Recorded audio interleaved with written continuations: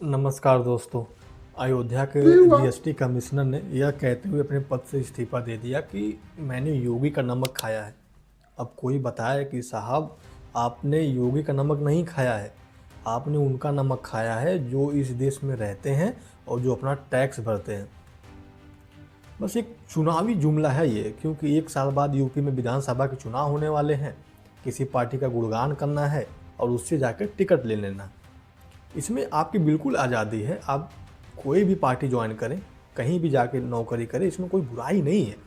लेकिन आप जिस सार्वजनिक पद पे बैठे हैं, कम से कम उसकी गरिमा तो बना के रखिए। आप उस पद पे बैठे हैं लोगों की सेवा करने के लिए, ना तो किसी पार्टी की सेवा करने के लिए।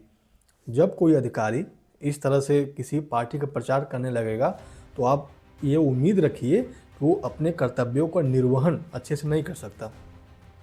इसमें गलती सिर्फ अधिकारियों की नहीं है।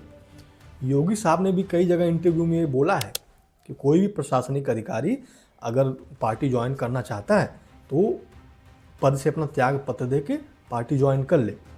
शायद योगी जी की बातों का असर जीएसटी कमिश्नर पे कुछ ज़्यादा ही पड़ गया है कि उन्होंने कैमरे पर रोते हुए अपने पद से इस्तीफा दे दिया। तब कोई अधिकारी कैमरे के सामने क्यों नहीं आया बोलने के लिए कि जो नोएडा में घटना हुई थी, एक 25 साल के लड़के की डूबने से मौत हो गई।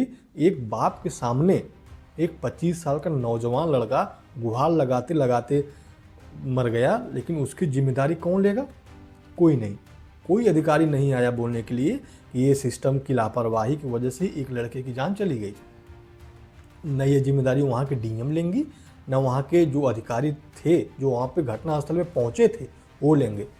और डीएम साहब को तो क्या ही कहना, वो तो 4 दिन बाद पहुँची थी घटनास्थल पर, उनको तो छोड़ ही दीजिए। हम तो सपना देखते हैं विश्व गुरु बनने का। क्या हम इस तरह से विश्व गुरु बन पाएंगे कि जिनको जो काम दिया गया है वही अपना काम न करके एक पार्टी का कार्यकर्ता बन जाए? ये बहुत ही दुर्भाग्यपूर्ण है। अब करप्शन का हालत तो आपको पता ही है, मतलब पूछिए ही मत। अगर आपके ऊपर किसी ने केस करा है, अगर आप पुलिस से मदद मांगने जाते हैं तो पुलिस आपसे भी पैसा लेगी और उससे भी पैसा लेगी। इसमें छुपा नहीं है, ये सबको पता है करप्शन किस लेवल पे चल रहा है। अब मैं तो कहता हूँ सरकार से कि इसकी जांच होनी चाहिए। ये जिस जीएसटी कमिश्नर ने इस्तीफा दिया है, क्या इसके पीछे कोई फर्जीवाड़ा तो नहीं है ना? ये जांच होनी चाहिए। आप थाने पे चले जाएं, किसी दरोगा से हेल्प मांगें तो दरोगा सैलरी तो लेता ही लेता है, आपसे भी पैसा लेगा। क्यों? क्योंकि वो आपका काम करेगा, इसलिए पैसा लेगा, और कोई बात नहीं है। उनको सिर्फ सैलरी से ही उनका पेट नहीं भरता है, उनको और भी पैसे चाहिए। अब मैं जीएसटी कमिश्नर साहब को ये भी बता देना चाहता हूँ कि साहब, आपको जो पैसा मिलता है ना वेतन के तौर पे, वो सरकारी धन है, वो लोगों के टैक्स का पैसा है। वो किसी पर्सनल पार्टी या नेता के अकाउंट से पैसा आपको महीने का नहीं जाता।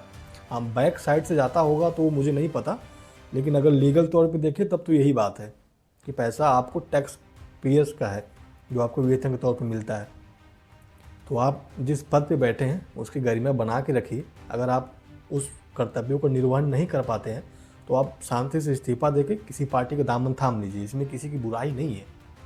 लेकिन आप कैमरे पे रोते हुए इस तरह का नाटक मत करिए कि मैं योगी जी का बेइज्जती बर्दाश्त नहीं कर सकता। आपको तो मतलब ही नहीं होना चाहिए किसी पार्टी से। अरे पार्टी तो आती जाती रहेंगी, कोई सरकार 5 साल काम करेगी, कोई सरकार 10 साल काम करेगी, कोई सरकार 15 साल काम करेगी, हद से हद 20 साल काम करेगी। उसको तो बदल ही जाना है एक दिन।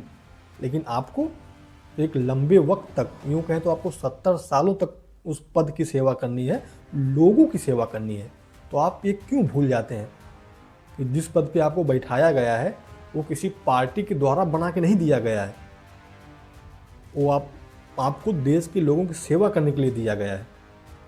तो जितने भी अधिकारी हैं, मैं तो उस पद पे नहीं बैठा हूँ कि मैं आपको ज्ञान दे सकूँ, लेकिन मैं इतना ही कहना चाहता हूँ, अगर सच में हम अपने देश को विश्व गुरु बनाना चाहते हैं तो सबको अपनी अपनी जिम्मेदारियों का एहसास होना चाहिए।